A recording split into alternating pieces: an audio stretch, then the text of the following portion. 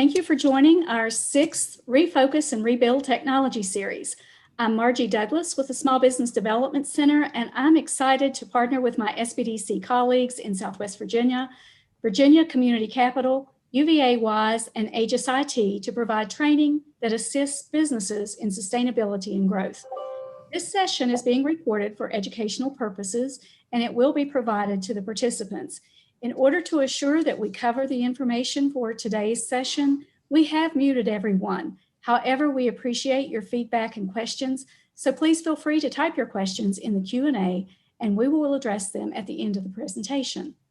Today's Refocus and Rebuild topic is Black Ops Protecting Data and Customer Info, Securing Your Data Online and Offline.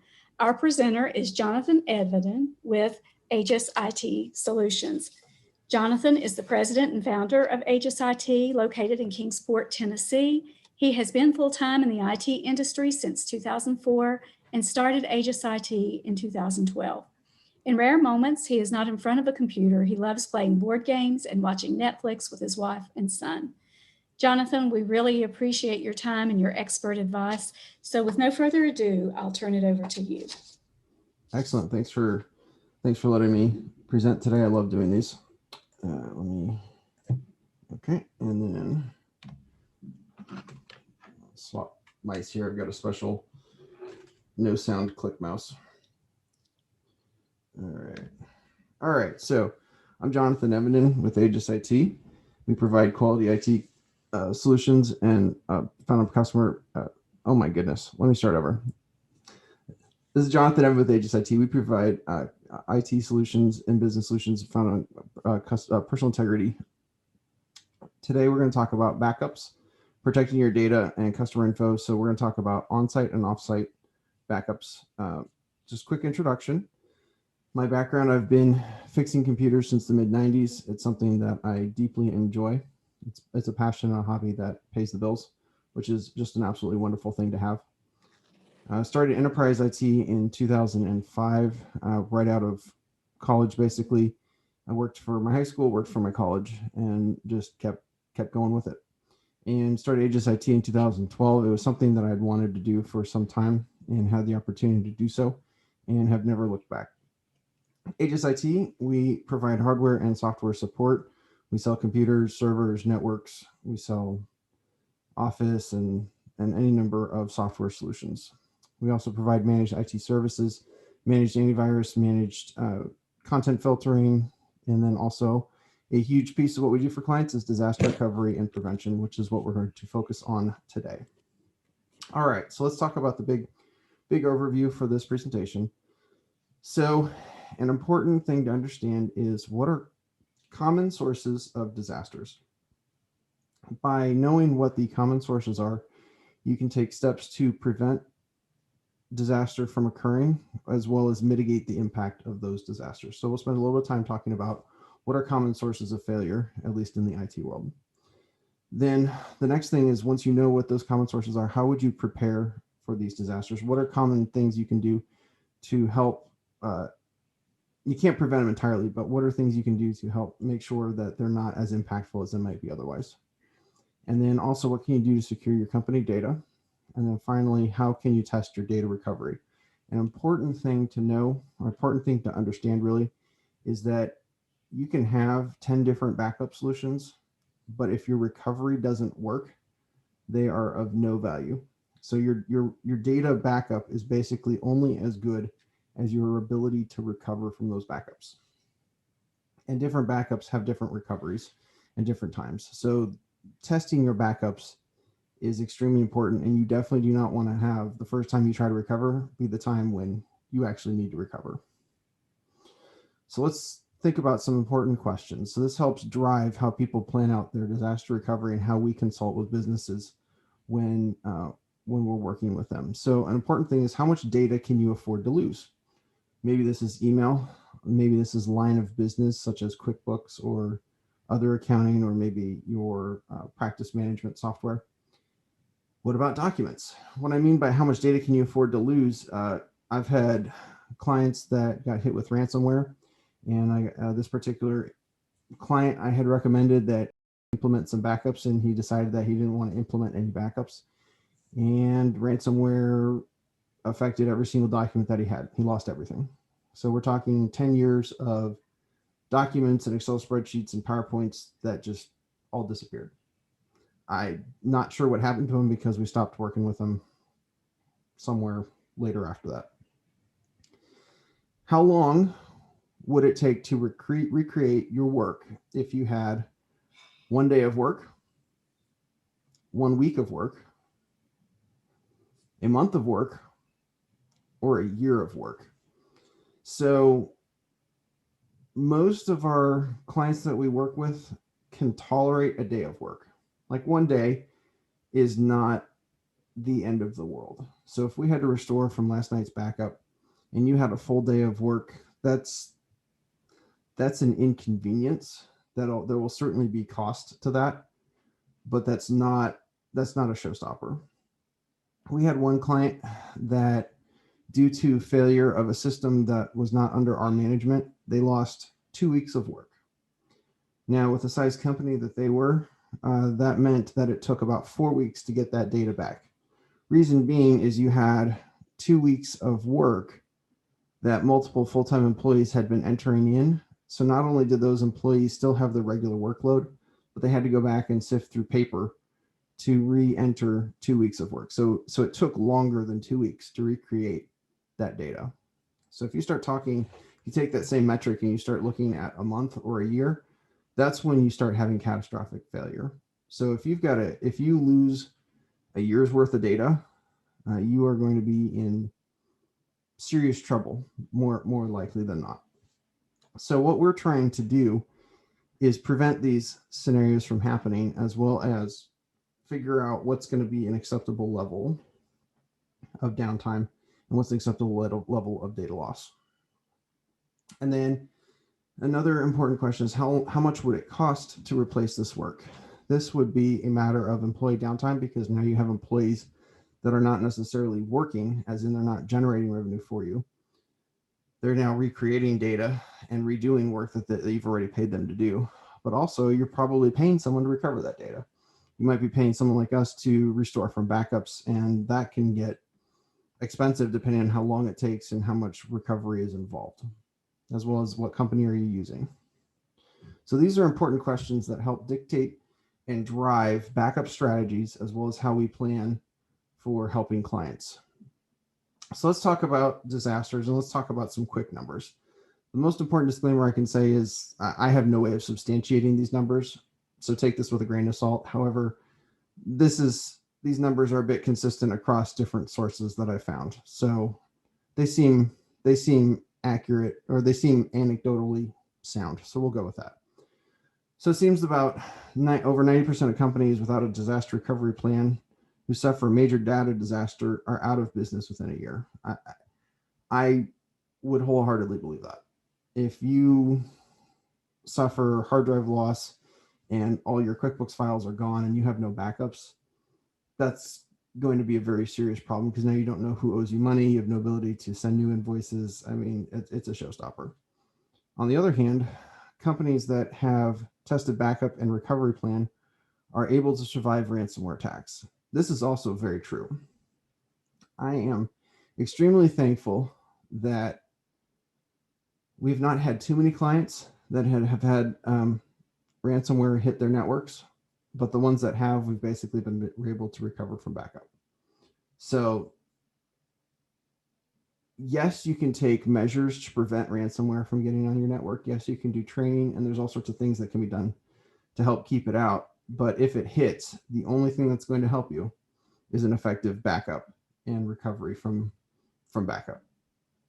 So if a company does not recover in 5 days, the chances of the company completely failing goes up considerably. So you have basically this window of time where the cost of recovery starts going up. So if you're having somebody spend more than a week on your recovery, that cost versus say 1 day is going to be substantially larger, as well as now you've got a longer window of time where you're not able to handle clients, as well as you're not able to service existing accounts. So for example, let's say that Gmail was down for a week. I mean, when Gmail goes down for 30 minutes, it's national news, basically. International news because of how many people use Gmail. But can you imagine Gmail being down for a week? What that would do for their customer base? Yes, you would have people that would continue to use them because it's a good service or it's free or some other reason, but they handle very large government contracts, they handle large business contracts, and if they were down for a week and something like a Fortune 500 company or a large government agency could not send email for a week, I doubt that they would stay with Gmail.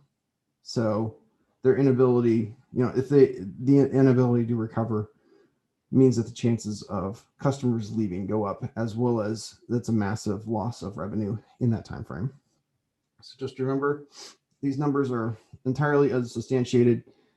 I did find multiple sources citing these numbers, so I feel comfortable putting these out there as well as with my own anecdotal evidence. So let's talk about causes. So what are some causes for disasters? And understanding that will help us understand prevention as well as how to plan for them from a backup standpoint. So hardware failure is generally recognized at about 50%. Once again, the numbers varied. Some sources cited some sources cited about 45%, some sources cited 55%. It seemed to be generally around the 50% range. Hardware failure would be, say, hard drives going out or motherboards on a server. You could have RAM. You could have a network switch or a router die. Hard drive failure can be a serious problem, especially if you do not have adequate protections in place. So we'll talk about under prevention, for example, using multiple hard drives and servers, and that's sort of an absolute baseline minimum that we require for when we install client equipment for this reason, because hard drive failure is a serious problem, and it's the leading cause of when we have to recover from backup. Human error, generally recognized at around 20%. This would include accidentally deleting files. I won't do a show of hands and say how many of you have accidentally deleted something that you didn't want to, or perhaps put in the wrong configuration into software or some other system. I tend to be super paranoid when it comes to data because I can't tell you the number of times that people have said, well, oh, we don't need those files anymore, or oh, we don't need that system anymore. You can go ahead and delete it. And I just sit there and go, I'm going to save this anyway, because the number of times that someone has come back to me and said 3 months later, oh, remember that file that I told you I could delete? I need that now. And it's just not good. So we try to be excessively paranoid about customer data, and especially when people tell us that they don't need files. My assumption is that they do. Software error is generally recognized around 20%. So this might be corrupt data due to problems in a program. This could be a patch that's a problem. Right now it's middle of April 2021. About a month ago, a little bit more than a month ago, Microsoft released a patch through Windows Update that broke printing. We have had a serious amount of calls about it. Basically, some of the leading manufacturers, their printing just wouldn't work. It would actually crash the computer when they go to print. It's a serious problem. It was interrupting workflow, because think about how much printing you might do at your work during the day, and just imagine every time you went to print, your computer blue screened and rebooted. That's what was happening. And so that's very much a software error. Microsoft released a corrupted patch and pushed it out, and then the rest of us got to deal with it. So thankfully it's been fixed, and we're not getting calls about it as much now, but that was a pretty unpleasant first 2 weeks, especially before they had the proper patch released. But ransomware also would be a software error. Most of the time it's getting on there. There's either a vulnerability that it's exploited, or something's unpatched and they got in, or someone clicked on a link. It could also be human error. Ransomware sort of plays both categories. And then finally, natural disasters is generally recognized at about 10%. Some sources cited 5, some sources cited 10. And this is going to be your tornadoes, your storms, your power failure. Take anything that is basically out of your control or involves the weather. Earthquakes if you're in California. Those those can be prepared for, but when they happen, I mean, a storm comes through, there's nothing you can do about it. You can only try and minimize the damage. Okay, so let's talk about some prevention, specifically targeting these causes. So some practical steps to preventing each common type of failure. So for hardware, we typically say, let's get equipment redundancy. This would mean multiple hard drives in a server. Typically we'll, at a very small client, even at our smallest clients, even with our smallest installs, we are absolutely insisting on 2 hard drives in a server at absolute minimum. I don't care what size it is. If it's a server, if you are storing important company data, I want 2 hard drives in there. And the reason is because hard drives fail. That's just how it goes. On larger installs, if we can get 4 or 6 hard drives in a server, that's even better. There are sometimes performance reasons for that. If you can get more than that, that's great, but the price starts going up once you start putting in more hard drives than that. So you can also have multiple servers. That's even better, because now if a server dies or you have a section of your network go down or you have a power failure, it becomes far simpler process to flip that over to another set of hardware. However, that's also fairly expensive, because now you're paying for 2 sets of servers and you're not necessarily using one of them. It's more like a backup. So that's not always economically feasible, and especially at very small installs, that's definitely not something that works well. However, if someone can do it, that's great and that's fantastic, and it's very good for preventing hardware failure. Also, you can store data in multiple locations. So if you've got multiple offices or even multiple computers, for example, something like a Dropbox solution is going to have copies of your files on every computer that has Dropbox installed. So if you share a folder on Dropbox with 10 people, well, now you technically have 10 copies of that data. So that helps with that. Not necessarily a great plan, but if someone deletes something and it hasn't synced, well, then you at least have some sort of backup. Human error, you're talking policies and procedures. Training is extremely important. For example, maybe it's training on recognizing scam websites and emails. Maybe it's you get a pop-up that says Microsoft support wants you to call this number. No, don't call that number. Don't give them your credit card. Don't let them remotely connect. You get an email that says you've got a voicemail and it's not from a service that you typically want or use. Yeah, that's not what you want. So training is extremely important. There's no substitute for excellent training. Also, oversight and work, especially if you've got people that you're training or you've got people that are reporting to you. If someone is miskeying information or deleting something, you really want to have someone overlooking their work, be able to review configurations and settings and just make sure that everything is functioning properly, that they're following the policies and procedures as in the manuals. And this will help with human error. It's not going to end human error, but it will help reduce the opportunities for human error.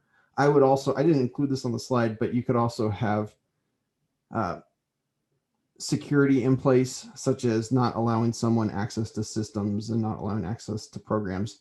And I've had a previous talk that went into some of the details on how that helps. And so that also means that if someone is a regular user and they accidentally click on a link, then their opportunity for spreading that virus is less than if they're an administrator and they're clicking that link, because they have less permissions and it's more locked down. All right, preparation, prevention, software error. Basically, it's extremely important to keep software updated and patched. So practice good software security. That's also policies of least permission. So if someone doesn't need access to this section of the software, then don't give them access to it. Keeping software updated is huge, and we spend a lot of time doing just that.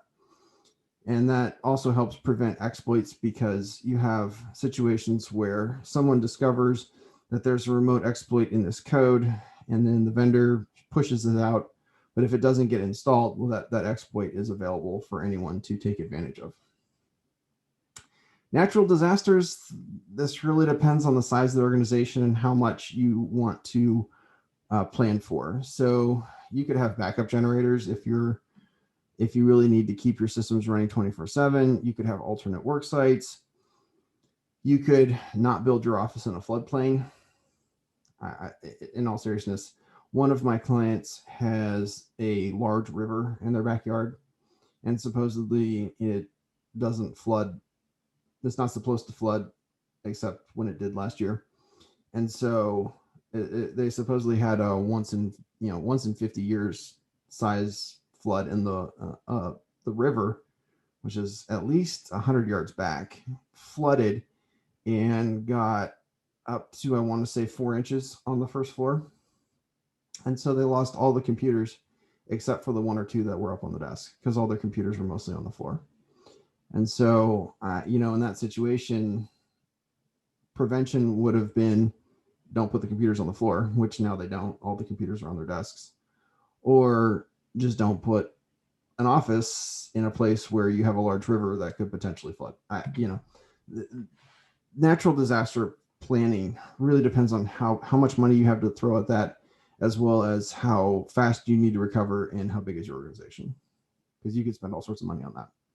And we highly recommend having a written disaster recovery policy. There are templates that you can find, and we can provide help with writing of those documents. Basically, it details, okay, if you have a flood, do this. If you have an earthquake, do this. If someone comes in with a gun, do this. If you have failure of this system, do this. And it gives you essentially a written plan and a written response to a number of different scenarios. And it's helpful because now when emergency occurs, you at least have something written down and you've got a plan that you can share with people. All right, so mechanics of backups. Let's talk about backups, because we spend a large amount of time doing backups and managing backups. And this is our primary way of responding to disasters. So if you have a server hard drive fail, you might have to restore from backup. If someone clicks on a link and you have ransomware in your network, you are definitely going to have to restore from backup. So what our general goal for backups is, at a minimum, we want an on-site backup solution for faster recovery times, and we want an off-site backup solution essentially as an insurance policy. Now, what that looks like is different for every client and every data set. What it means is that if you've got only a few gigabytes, that's going to be an easier and faster backup than if you have a few terabytes. Additionally, if you have only a few gigabytes, it's going to be faster to recover than if you have terabytes. And if you're beyond terabytes, if you're on petabytes, well, that's a whole different ballgame. And that's going to be larger than anything we have to deal with locally. So what that means is that we are shooting for something on site because it's faster to back up and it's faster to recover. We're shooting for something off site, basically in case the place burns down, or in case there's physical damage and the office gets wiped out, or someone steals the server and they steal the backup drive. Well, now you at least have something in a place where the perpetrator can't get to. So let's talk about on-site backup options. The most basic, most simple, easiest to set up would be an external hard drive. This is the cheapest. This is probably what we do the most common for clients. It's very easy to replace hardware in the event of a failure. You can just go to Best Buy, you can buy one on Amazon. External hard drives are not that expensive. You're talking less than $100 for a 2 terabyte drive. You're talking maybe $200 to $300 for a 10 to 12 terabyte drive.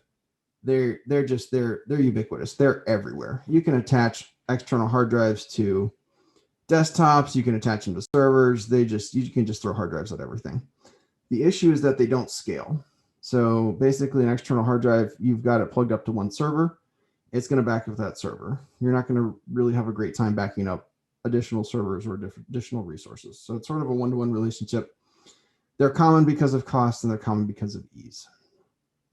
The next step up would be network storage units. This would be potentially what's called a network attached storage, which is a NAS, or storage on a network, which is a SAN. They start getting more expensive. They start getting more sophisticated. You're usually buying specialized hardware.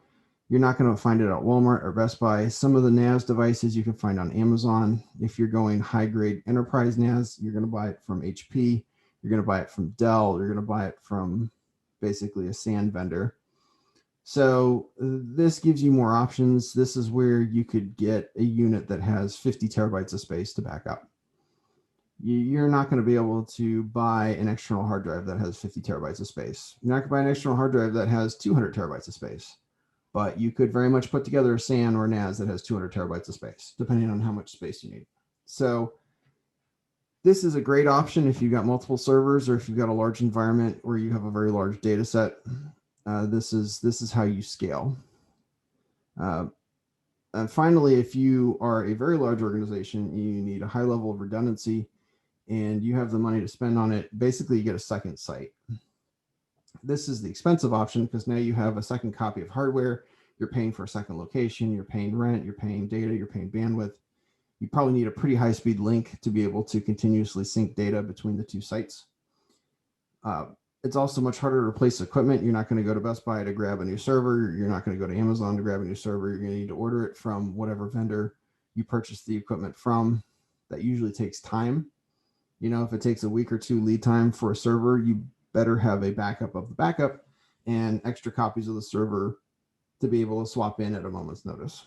So this is the very expensive option, but it's also the lowest recovery time when a system works well. So if you have a setup and you're constantly syncing your data to a second site, something happens at the first site, it goes down, it's not accessible, you know, maybe the server catches on fire or the hard drive dies or you have power supply failure, something prevents you from using that server. Well, in theory, it would be real easy to update the clients and point them to the location of where the second site is. And that's a very fast recovery time. You're not downloading files from the internet. You're not restoring from backup. It's just a hot sync.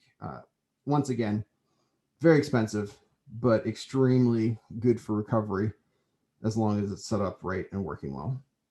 And this will scale for as many systems as you want. You need 200 servers. You can buy 200 servers as backup. Companies like Google, Facebook, they'll have multiple data centers and they're syncing that data across multiple systems. So I believe when Google sets up a data center, any data that they're storing is stored on 3 different separate computers. That's their, at least that was their policy, I don't know, 5 or 7 years ago when I last looked into it. So whatever data they're storing, it's in 3 places in different data centers. And that's just synced as well as they want to.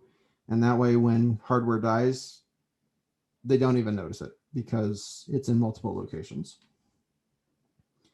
And it's important to decide what your budget is and what your data size is and your data growth is going to be in order to determine your on-site backup. Maybe an external hard drive works now, but in 2 years from now, you're going to outgrow that and you need something like a SAN or a NAS because you were backing up 5 terabytes and now you need to back up 20. And you need that backup to go every night instead of, 3 days to back up.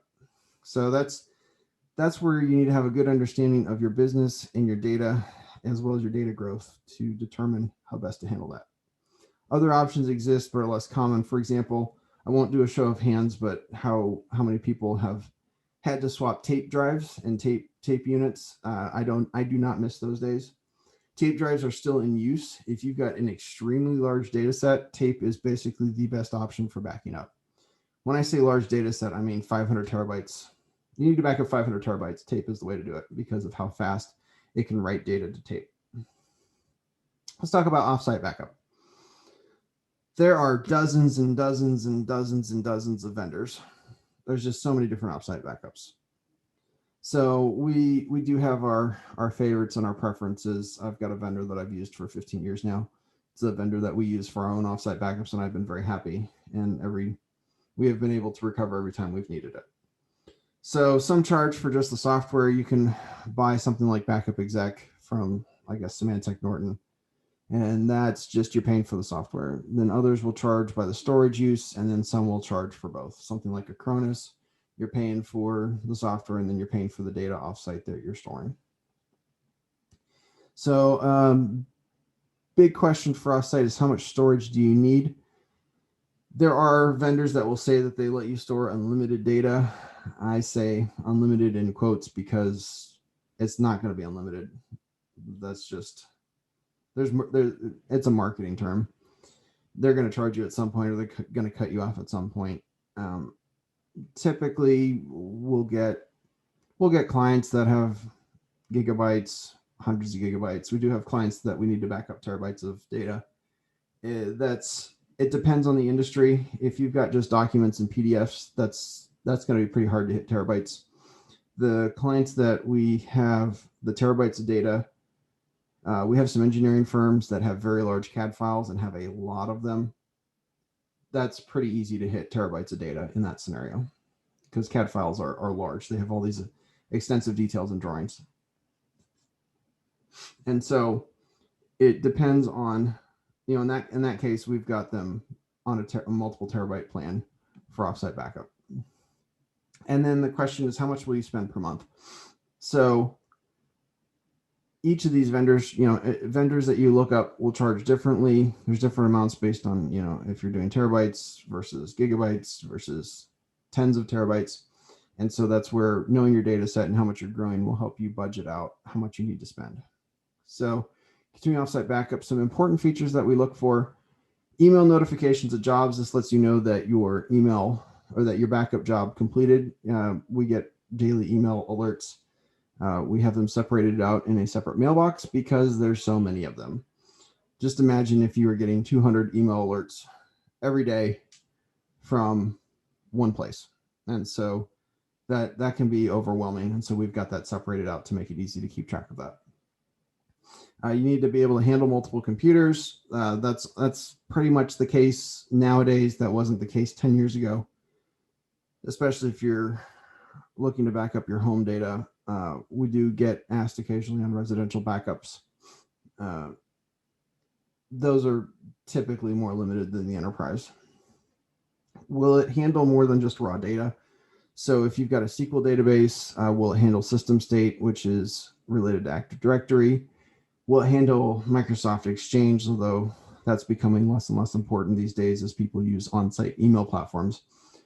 So, this is where we start getting into enterprise systems for backups, and any of the real enterprise offsite backups will include these features, but it's certainly something to check into and know in advance.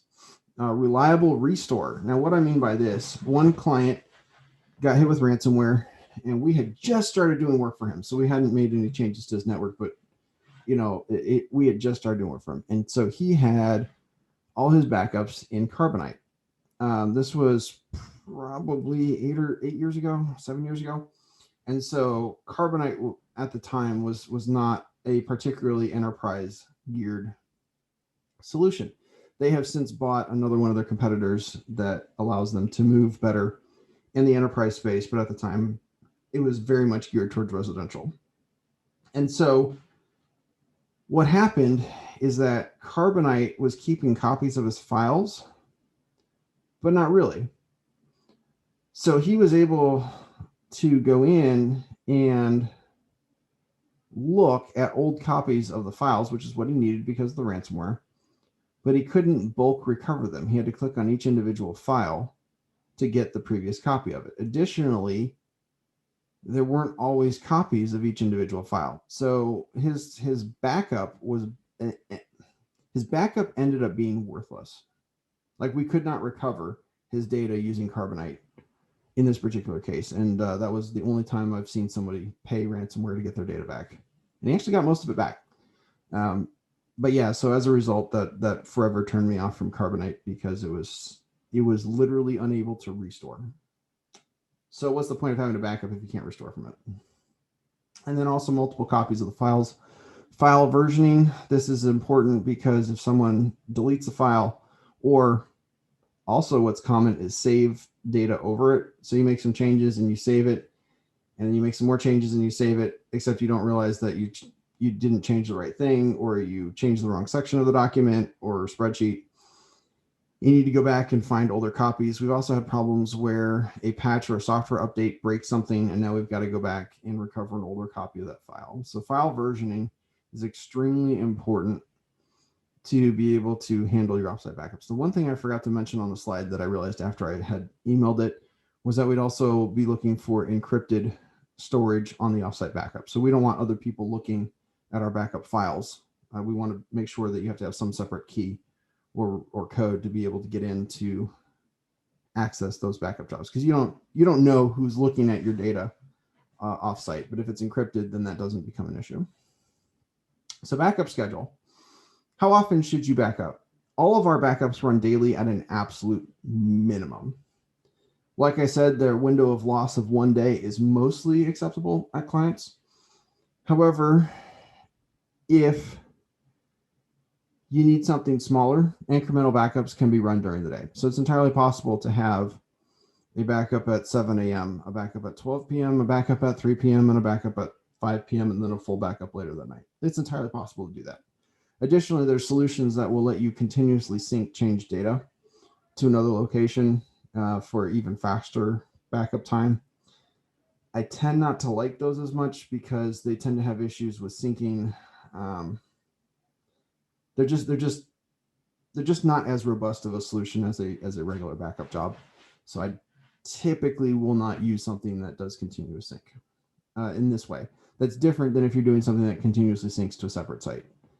So yeah, it's totally possible to do more backups than 1 day. And so this will be entirely dependent on how much data you need to back up during the day, how important the data is, and what are your overall wishes and how much money you want to spend on it. So it's possible to do more than, a frequency of higher than 1 day.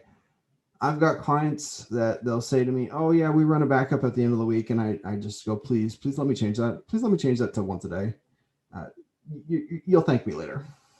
So that's what we shoot for. Let's talk about recovery. Testing recovery is highly recommended. Once again, if you don't know that you can recover from backup, what's the point of your backups? There's no point in doing those backups if you come to discover that, oh, the hard drive was broken, or, oh, the data was corrupted that we've been backing up. Dealing with a client right now where their QuickBooks company file has been slowly failing over the period of a few months. And unfortunately, when we upgraded their systems, it went from bad to worse.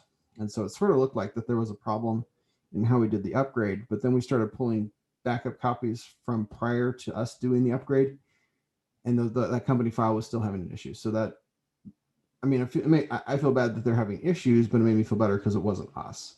Like, I can demonstrate that the data was starting to fail prior to us doing the work. And so, yes, that client has backups of their QuickBooks from several months ago, but once again, we're back to how much time do you want to spend backdating 3 months of data? Additionally, no one was really looking at the backups to see if there was an issue and see that this data is slowly getting corrupted over time.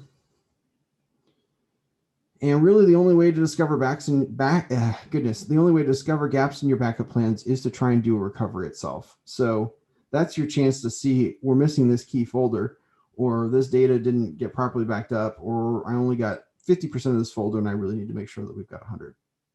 Doing an actual recovery is really the best way to determine what you're missing and what you need to include in your backups.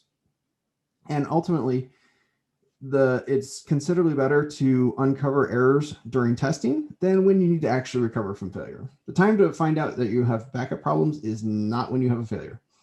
So by all means, please do that in advance to help make sure that you're working, rather than, we just lost the hard drive on the server and now we need to recover from backup, except that our backups are not working. That's never the time to find that out. And it does require extra equipment. It does require a testing environment.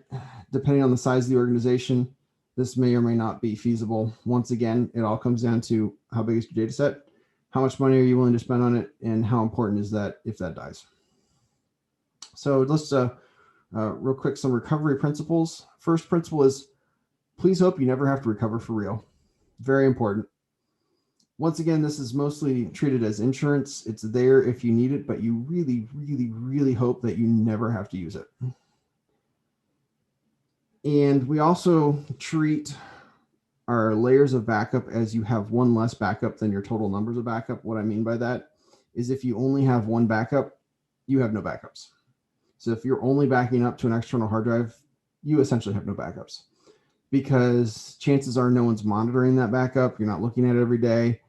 If that backup hard drive fails, you might not notice it for 2 months. That's very, very realistic. We've seen that happen at clients. And we aim for 2 backups, because if one of them fails, we've still got another backup. And this is our minimum. We've got places where we do more than that. We'll do multiple backups to multiple devices. Once again, that's dependent on client needs and how much money they're willing to spend on it. Monitor your backups, meaning check your logs. Email alerts are easy. We depend on those. That saves us a ton of time from having to log into every single system that we manage to check the backup logs. Some backup systems don't do alerts, like for example, Windows backup. It's great because it's included and it's available on every server that we install. It's bad because you have to log into the server to check the logs unless you come up with some other system. In conclusion, so backup systems will cost you money now. The idea is that it'll save you substantially longer money later. Multiple layers of backups is absolutely essential. I cannot, if you take away one thing from today, please understand that you need multiple backups. And then knowing what you have in place for backups, and you want to test your recovery. And then finally, you want to plan and monitor backups for maximum recovery options. I think I saw a couple of questions come in. Any questions?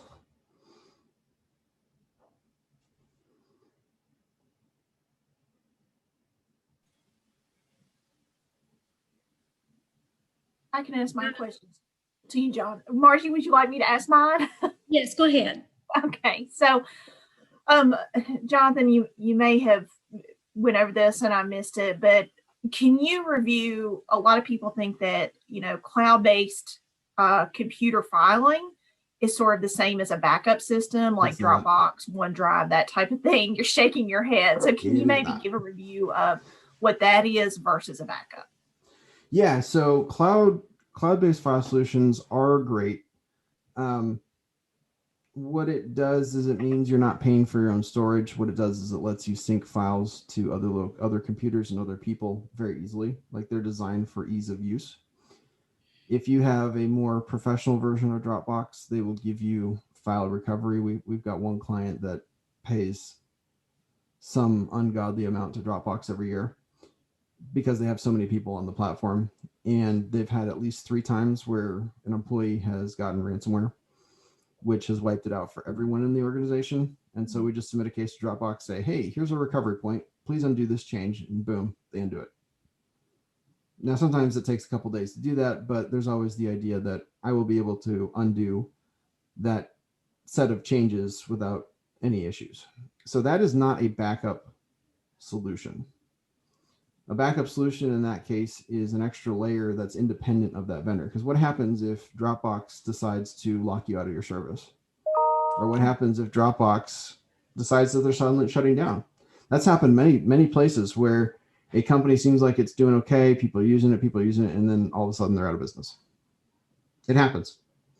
So in those situations, it's mission critical for you. You want to have your data protected and backed up somewhere else other than the platform that you're using it on. So if you've got one server and all your stuff is running on it, you absolutely want your backups to be on a different platform entirely.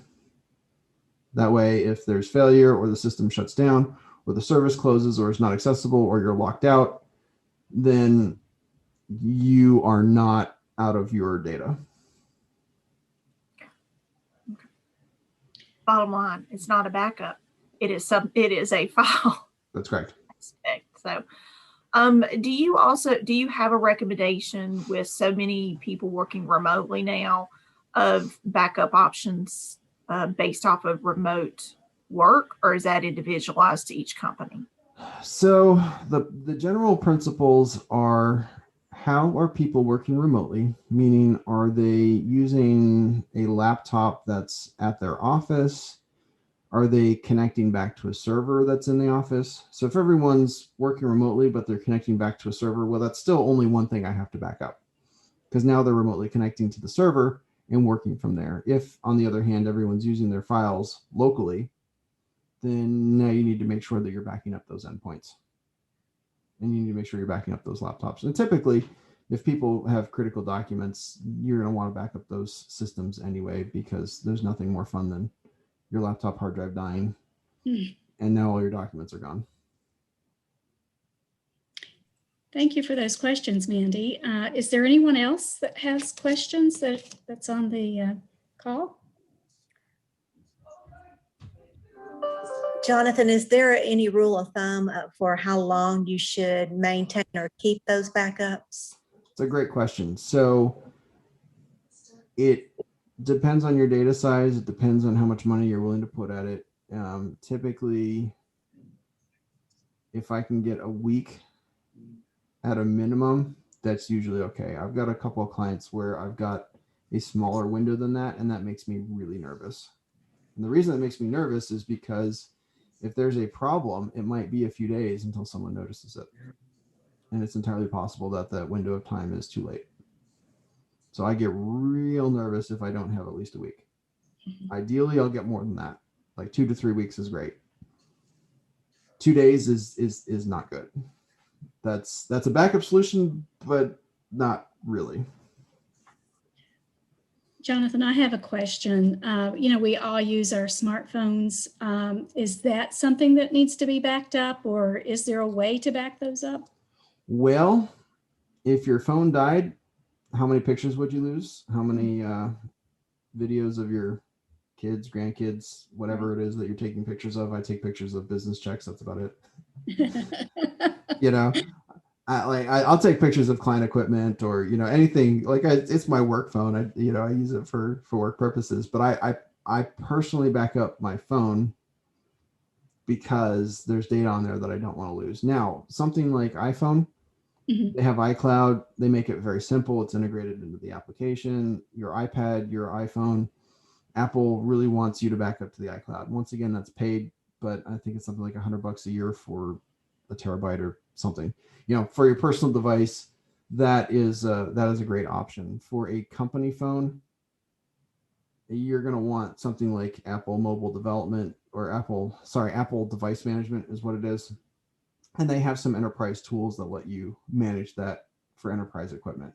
So yes, if your cell phone has sensitive information, or if it has data that you cannot live without, then you absolutely need to make sure you're backing up in some way, shape, or form, whether that's through software in the App Store or through iCloud, or Google has their own sync. Anything important, I'll put it on Google Drive. Once again, that's not a backup, but now I've got it in 4 different devices that I can access it from. Okay. So it can be backed up through an app. Yes. Okay. Yes, that's the bottom line. Is there are options for backing up your devices, and I highly recommend it, especially if that data is valuable to you. Now, I've got people where they say their phones, they don't really keep anything, or everything's synced through Gmail, so they just have their contacts, their calendar, and their email, and that's all they use their smartphones for. I mean, there's really nothing to back up in that case because it's already synced back to Gmail. But if you've got pictures, if you're downloading audiobooks, or I don't know, whatever people use that they don't want to lose, then you definitely want to make sure that that's backed up. I actually have a client who uses his smartphone like for invoicing. He's a mom and pop, but he uses it for that. So I feel like that would be important for him to have a backup. That'd be very important to know how that's occurring, because if it's an app, so like QuickBooks, if you're doing QuickBooks Online, they have an app that let you invoice and manage that through your smartphone. I don't use QuickBooks Online. I use a service that's competing with them. I do that all from my smartphone, but you know what? That's all synced back to their server. So it's not like if my phone were to die, I wouldn't be out for that particular service because it's all online anyway. All right. Any other questions?